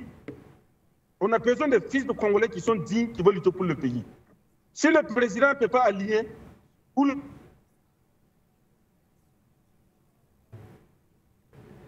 si le peuple veut vous libérer, vous le peuple, vous vous libérez entre vous. C'est tout que j'ai à dire à ce For You Media. Et merci beaucoup d'avoir me donné la parole d'expliquer. For You Media, nous vaincrons. Thank you so much. Merci. Et nous avons déjà vaincu. Si je peux enchérir, mais soyez rassurés, mon très cher. Président de la transition n'est pas si différent de président de la République ou encore de chef de l'État. On parle de transition parce qu'il s'agit d'une période précise de la vie politique du Mali. Et dès lors que nous, ou du moins dès lors qu'il y aura ce retour à l'ordre constitutionnel, il pourra pleinement bénéficier justement de cette appellation, même si c'est déjà le cas.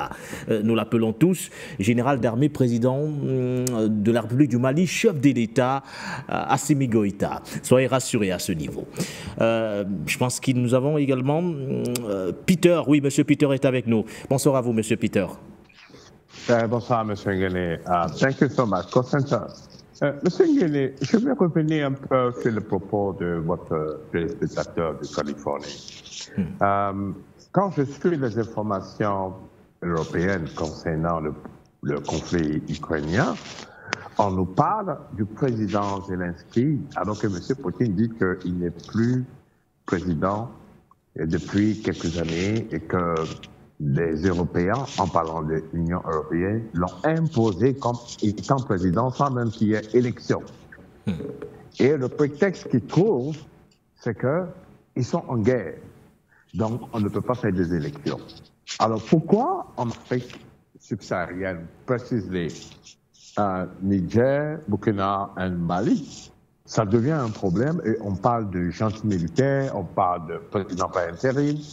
Il a raison, même s'il n'a pas peut-être expliqué clairement sa pensée, mais je pense que les Africains feraient mieux d'être Africains que de faire du copier-coller. Et quand je dis copier-coller, c'est par rapport même à tout, les constitutions qui sont copiées sur la constitution française, en parlant des pays francophones. Il y a tout ça, cette aliénation culturelle, politique, qui a vraiment endormi les Africains au point où, aujourd'hui, pour venir sur le problème, la RDC se trouve dans un imbroglio. Monsieur Tshisekedi ne peut pas dire la vérité à son peuple. Je suis désolé de le dire. S'il y a des Congolais qui suivent vos émissions, mais le président congolais est dans un imbroglio. Aujourd'hui, il s'est rendu compte, peut-être qu'il n'a pas suivi un peu la réaction de M. Vladimir Poutine vis-à-vis des Européens, lorsqu'ils avaient fait la promesse de ne pas prendre les pays satellites de l'URSS.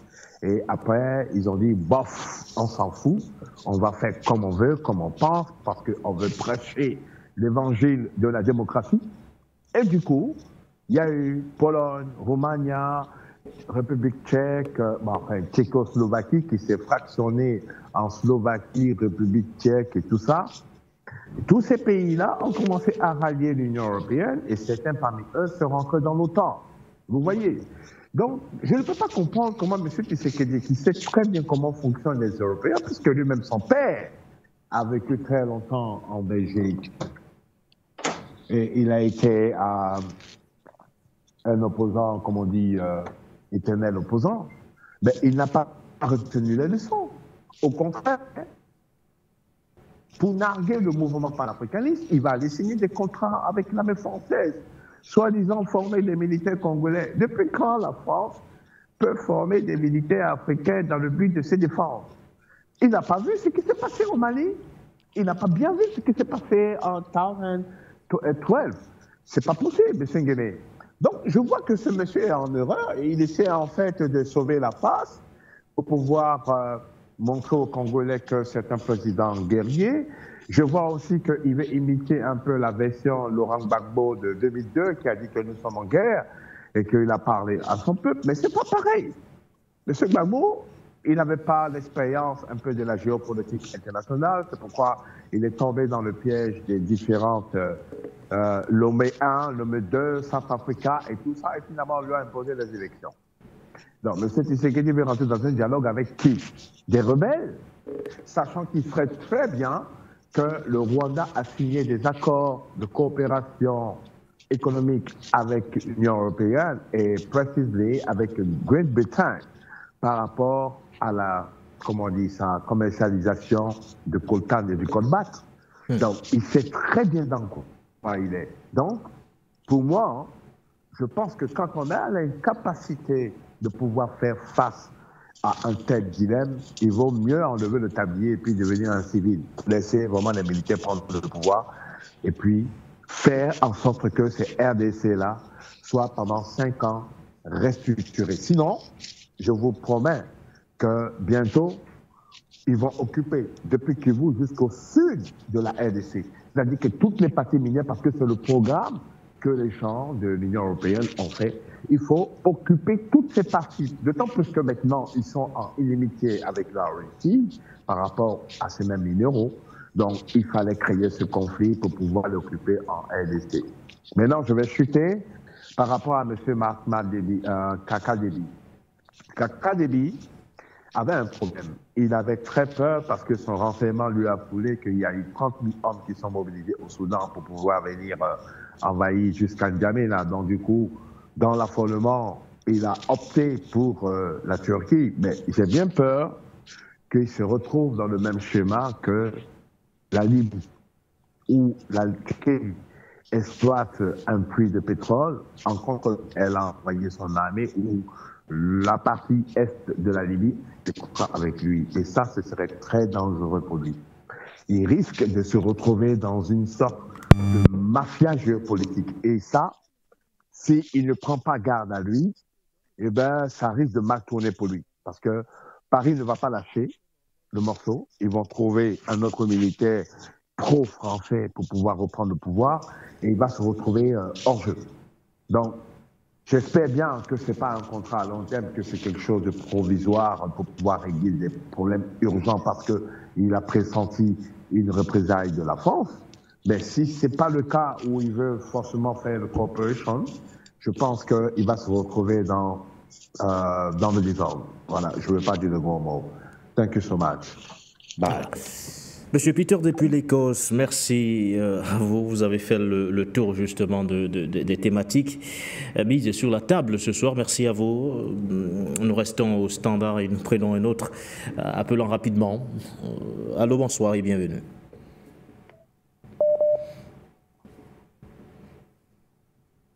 Allô, bonsoir, bienvenue à vous.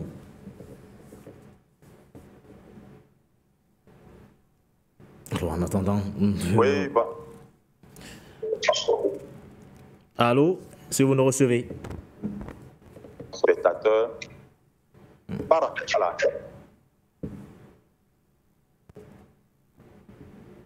Alors, parce que le président Félix Tshisekedi, il a déjà beaucoup parlé, sauf qu'il n'agit pas beaucoup, sinon qu'il n'agit pas du tout. Vous voyez, et le sommet auquel il serait convié avec le président Kagame, est-ce qu'à l'issue du sommet, il sera question, n'est-ce pas, d'aller discuter avec le M23 ou bien quoi? Parce qu'il a déjà dit qu'il n'est pas question de discuter avec des rebelles. Et ça, je suis tout à fait d'accord avec lui. Discuter avec des rebelles, des terroristes qui prennent des armes, qui sont même en contradiction par rapport à eux-mêmes. Quand on dit nous voulons protéger les populations, n'est-ce pas? Nous voulons le président Félix Tshisekedi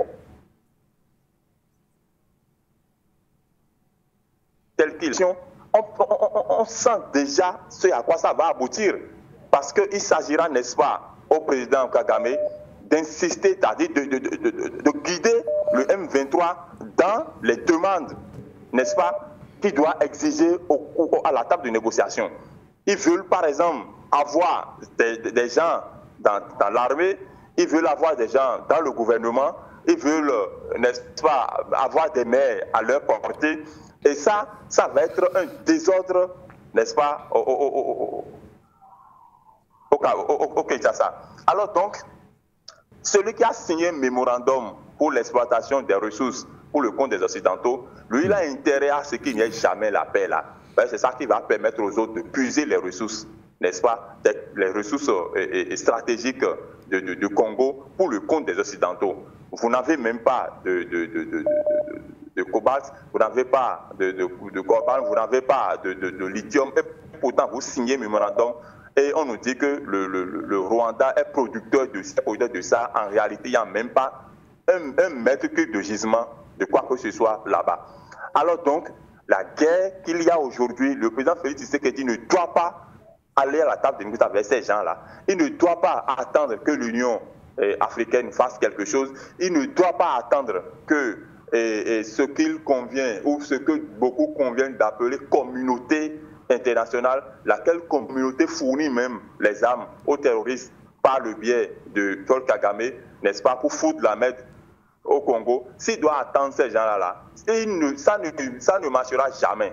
C'est tout comme si je vole le mouton de quelqu'un et pour rechercher, il constitue une équipe là, il me met à la tête de cette équipe-là. Vous pensez qu'on va retrouver ce cabri-là? On ne peut pas retrouver ça. Et donc, que ce soit l'Union africaine, la communauté internationale, ils ne pourront pas aider le Congo à se tirer d'affaire. Le président Félix Tshisekedi doit chercher les moyens qu'il faut. Il faut combattre le M23. J'étais d'accord avec le DP André Kissel Fanga qui disait l'autre fois qu'il faut annexer le Rwanda. Vous voyez, le Congo a les capacités pour annexer le Rwanda. Il faut répondre, n'est-ce pas, correctement comme il faut. Hein? On ne peut pas aller à la table de négociation dans ces conditions-là. En tout cas, c'est ma manière de voir. Et je pense que le président Félix Tshisekedi saura ce qu'il faut faire pour venir à bout de cette guerre-là. Bonne émission. Bonne émission à vous. La solution militaire qui reste privilégiée justement par certains. Est-ce que nous mesurons tout de même les implications, du moins les conséquences de cette approche, notamment au niveau de la région des Grands Lacs de façon générale? Aujourd'hui, prôner une approche militaire entre le Rwanda et la République démocratique du Congo pourrait avoir des répercussions, notamment du côté de l'Ouganda, du Burundi, de la Tanzanie, du Kenya et de bien d'autres pays voisins. Doit-on, dans un tel contexte, mettre en avant l'approche diplomatique? Ça, c'est une question également qui divise plus d'un aujourd'hui. Au standard, un autre appelant nous rejoint. Allô, bonsoir et bienvenue. Merci. Merci. Bonjour. Bonsoir, M. Guillet. Bonsoir, merci à vous. La France cherche quoi dans cette affaire, M. Guillet? On a déjà crié à tous ces chefs d'État que partout où il y a la France, c'est la merde. La France, c'est l'ennemi des Africains. Partout où il y a ce parle, ce déniant, ce censure de la France. L'Afrique ne pourra jamais rien faire. qu'est-ce qu'il va faire avec la France? La France a gagné quelle guerre pour venir former des militaires? Vous voyez, hein? Vous voyez simplement ces conneries qu'il y a là-dedans, hein? C'est pas possible. Il n'y a pas un militaire congolais qui peut prendre le pouvoir, bombarder, je dis bombarder le Rwanda. Le Rwanda, c'est qui, franchement? Pourquoi on fait souffrir ce peuple-là? Hein? Voilà un peuple qui souffre dans son propre pays. Qu'est-ce que c'est que cette histoire-là? Hein? La communauté internationale, c'est une communauté des malhonnêtes. Là où il y a les Américains, les Anglais, les Belges, les Français, c'est de la pourriture. Hein? Est-ce que l'histoire, est-ce que le Mali, le Niger, le Burkina Faso, ça ne nous parle pas? Nous sommes aveugles, on ne voit rien. Quelle stratégie on va encore mener là-bas? Il faut répondre la réponse de la force de la guerre, c'est avoir la force. Vous comprenez? C'est une force militaire. Et le Congo a cette force militaire de pouvoir détruire complètement le Rwanda. Et c'est ce qui a peur. Quand on vous parle de F-23, les F-23, c'est les Baya-Moulégué, c'est les Baya-Moulégué. Hein? C'est des Tutsis et puis les Hutus qui ont fui le Rwanda, le Burundi pour s'installer au Congo. Et eux, mais ce n'est pas des Congolais. Vous comprenez? Hein? Pourquoi on fait souffrir ce peuple-là? Quand je vois ça, ça me fait pleurer. Vous comprenez? Et l'armée, et quand vous regardez l'armée congolaise, c'est une armée qui est punie, c'est une armée qui est comme des hommes d'affaires là-dedans, tout le monde là. Hein? C'est malheureux, M. Kenny, c'est malheureux. Et le statut de la France, ils sont là derrière, actifs. La France a déjà gagné quelle guerre? Pour se mettre à conseiller les Congolais. Mais c'est pas vrai, ça. Hein? C'est la France qui a créé des problèmes au Rwanda. Hein? La France a créé des problèmes en Côte d'Ivoire. La France a créé des problèmes en Libye. La France a créé des problèmes en Centrafrique. On a vu toujours la France, On ne voit pas ce qui valent. Non. Hein? Il faut même brûler leur ambassade.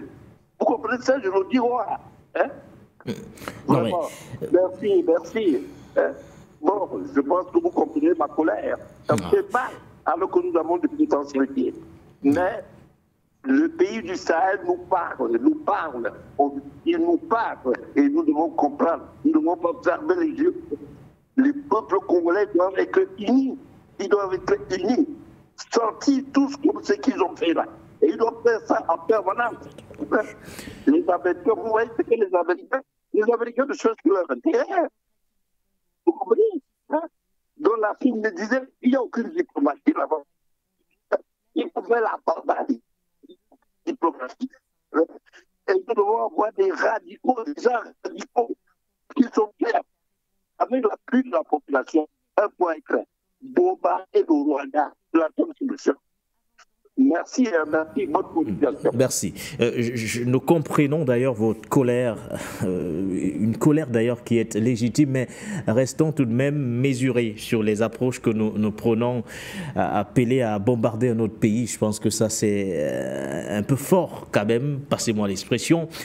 C'est vrai que ça a déjà été le cas du côté de Kinshasa où plusieurs représentations diplomatiques ont été prises d'assaut par le peuple congolais, mais notre devoir en tant que médias africains, ce n'est pas d'inviter le peuple congolais à s'en prendre de cette façon justement à toutes ces représentations diplomatiques, encore moins à bombarder un État, bien qu'il soit accusé d'agression vis-à-vis de la République démocratique du Congo. Vous parlez du rôle de la France, vous faites certainement allusion à la récente visite du côté de Kinshasa du chef de la diplomatie française Jean-Noël Barrot, qui s'est entretenu avec le président Félix Antoine Tshisekedi juste après l'étape Kinshasa. Il s'est également rendu du côté de Kigali. La France, à l'image de tous les autres pays, tente aujourd'hui de trouver une solution. Des appels au cessez-le-feu ont été lancés de part et d'autre.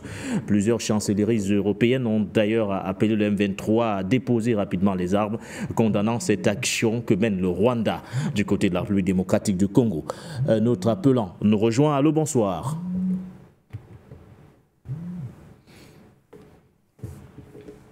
Allô, bonsoir à vous. Est-ce que vous nous recevez? à votre équipe technique infatigable, c'est Chams de l'Angleterre. Merci beaucoup. Je pense que vous avez totalement raison, M. Nguéné. Essayer de combattre les M23, c'est une chose, mais appeler à bombarder un autre pays africain, quand bien même qu'on ne s'aligne pas avec leurs idées, c'est une autre. S'il vous plaît, soyons calmes et revenons toujours à reconnaître que nous sommes tous des Africains. On ne peut pas essayer d'attaquer un autre pays, tout simplement parce que, oui, on sait qu'il y a des problèmes qui se passent. Et ceci étant dit, M. Nguéné, je pense que toujours je reste sur ma position. Oui, moi, je ne pense pas que, je ne trouve pas pourquoi le RDC, le DRC doit se retrouver sur la table des négociations parce que l'Église a convoqué ou bien est à l'initiative de cette idée. D'abord, où était l'Église dans un premier instant? Quand les gens se font tuer par-ci, par-là. Et si vous vous souvenez bien, je suis désolé de le dire, pendant le génocide au Rwanda, mais qu'est-ce que l'Église n'a pas pu protéger tout le monde et l'Église n'a pas pu parler. Il y a des gens qui se sont fait massacrer là-bas, dans des églises, on le sait bien. Et pourquoi il a fallu maintenant, le timing encore, je suis revenu dessus comme hier, pourquoi c'est maintenant qu'on doit essayer d'appeler aux négociations? Si c'est entre Kagame, les diplomates, là d'accord, mais le M23, je suis catégoriquement contre à ce que le gouvernement de DRC reste à table pour négocier avec des gens qui prennent les armes pour essayer de tuer ou bien contrôler une région. Ça, c'est une chose. Mais l'autre aussi, essayer de savoir que vraiment les Congolais doivent prendre leur souveraineté en main, je suis désolé de le dire. Parce qu'on voit bien que le président, si je peux le dire, ce n'est pas que je l'accuse, il ne fait pas les grands mouvements, il ne fait pas de grands efforts, si je peux le dire encore, d'essayer de protéger la région entière. Sinon, il sait bien que les rebelles avancent. Pourquoi le président n'a pas pu demander l'autorisation au Congrès ou bien au Sénat, aux membres du Parlement congolais, de former ou bien d'envoyer. Le chef d'État, de toutes les façons, il peut demander à l'armée d'avancer, de contre-attaquer, ce que le M23 est en train de faire. Donc, anguille sous roche sur ça. Rapidement, pour sortir pour le Tchad, je pense que ça aussi, c'est à revoir parce qu'on ne peut pas chasser une force étrangère sur son territoire et installer une autre. Et surtout sans l'avis encore du Parlement tchadien ou bien de l'Assemblée tchadienne. Je me demande bien pourquoi cette idée. Bon, ils l'ont fait, c'est le Tchad, je ne peux rien dire, je ne peux rien faire, mais je ne peux que donner mes analyses. Pour moi, c'est incompréhensible. Sinon, si le président voulait inviter d'autres forces étrangères, le Tchad devrait tout comme fait demander la permission à l'Assemblée nationale et enfin essayer de voir, au lieu d'avoir une base, mais vous pouvez avoir des coopérations comme ça se fait partout. Il y a toujours, on sait bien qu'ici, il y a des, on appelle ça des coopérations, mais il y a toujours des mercenaires qui partent soutenir l'armée ukrainienne. Ça, on le sait très bien. Mais pourquoi ne pas avoir des partenaires, comme on le dit, qui peuvent faire le boulot là-bas? Bon, je ne vais pas prendre trop le parole sur le mercredi des auditeurs. Merci beaucoup à votre infatigable équipe technique et merci beaucoup à For You Media et toute l'équipe. C'est Chams de l'Angleterre. Bonne soirée. Chams de l'Angleterre. Merci à vous. Très bonne soirée également. Je pense que nous allons prendre l'un des derniers appelants de la soirée. Monsieur Kofi, depuis la Côte d'Ivoire. Bonsoir et bienvenue. Est-ce qu'on m'attend là? Ok, d'accord. Monsieur Nguéné, bonsoir, monsieur. Bonsoir aux techniciens, bonsoir le standard. Monsieur Nguéné, soyez salués. J'étais absent, ça fait, je crois, 2-3 semaines comme ça, j'étais absent. C'est pour cela que je fais plus de communication. Monsieur Nguéné, le président du RD Congo, il sait où il faut partir et puis mettre fin à cette guerre. Le M23, est-ce que c'est une institution ou bien une branche armée de rébellion? Donc, je voulais dire au président du RD Congo d'aller en Russie. C'est là-bas les Maliens sont partis et puis les djihadistes ont libéré, ils ont quitté le nord Mali. C'est là-bas le Burkina est parti et puis les djihadistes ont quitté le Burkina. C'est en Russie que le Niger est parti et puis le djihadiste a quitté le Niger. Donc, le président du RD Congo, M. Etienne Tshisekedi, il sait bien où il faut aller et puis le M23 va quitter le Congo. Si ça ne va pas, il va falloir que le Congo prenne ses responsabilités et envahisse le Rwanda.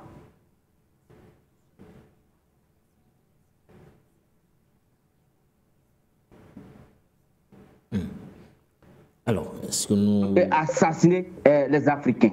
Ça, c'est pas possible, M. Guéné. Ça, c'est pas possible. C'est pas possible. Donc, on n'appelle pas la guerre, mais le président Congo doit savoir où il faut partir et mettre fin à cette guerre. Je me rappelle, il allait en Russie plusieurs fois. Pourquoi ne pas avoir un accord de défense et puis libérer le Congo? Bon, je ne voulais pas trop parler. Peut-être qu'on va se retrouver demain matin. Je suis un peu fatigué. Mais le président du RD Congo doit aller en Russie et puis mettre fin à cette guerre. C'est là-bas que tout le monde est parti. Et puis la guerre est finie au niveau du Sahel. Je voulais saluer mon ami Roger et saluer tout le monde, tous les techniciens de For You Media. C'est M. Kofi depuis la Côte d'Ivoire. Merci beaucoup, M. Nguéné. Voilà. Monsieur Kofi, merci à vous. Profitez-en pour vous reposer. On se donne rendez-vous demain matin aux côtés de Siki Ndoumbe pour votre matinale informative. Alors, est-ce que nous avons exceptionnellement un dernier appelant à qui on pourrait accorder 2 minutes de temps de parole avant de conclure, ou du moins de rendre l'antenne? Allô, bonsoir et bienvenue. Merci bien. Bonsoir, For You Media. Bonsoir, monsieur. Je m'appelle Jules, j'appelle du Burkina. Je voudrais réagir par rapport à la situation de la Côte d'Ivoire et à mon frère Raphaël qui dit que désormais il va harceler l'opposition. Et moi, je voudrais lui demander de faire preuve de patience parce que je sais que l'opposition connaît bien le pouvoir qui est en place, il connaît bien les manœuvres du pouvoir en place. C'est pour justement piéger l'opposition. Ils veulent que, par exemple, Laurent Gbagbo fasse quelque chose, ils vont prétexter ça pour l'inscrire sur la liste électorale. Et donc, je voudrais demander à mon frère Gerfel et tous les Ivoiriens qui pensent que l'opposition ne fait rien pour le moment, je leur demande de faire preuve de patience parce qu'ils connaissent bien les manœuvres du pouvoir en place. C'est pour les piéger et puis prétexter ne pas inscrire certaines personnes sur la liste électorale, particulièrement le président Laurent Gbagbo. Donc, c'est ce que je voulais dire pour ce soir. Merci et bonne soirée. Merci. Merci à vous. Voilà, nous allons rendre l'antenne. Finalement, je ne pense pas que nous pourrons prendre notre appelant. Merci à nos nombreux téléspectateurs, téléauditeurs. Merci à tous ceux qui, au quotidien d'ailleurs, nous encouragent, nous donnent de la force pour mener à bien ce combat. Merci à tous ceux qui nous suivent également en relais sur les ondes de la 96.3 FM. Merci à vous. On ne saurait d'ailleurs rendre l'antenne sans remercier la formidable équipe de la réalisation invisible, mais qui a un travail incommensurable. Merci à vous.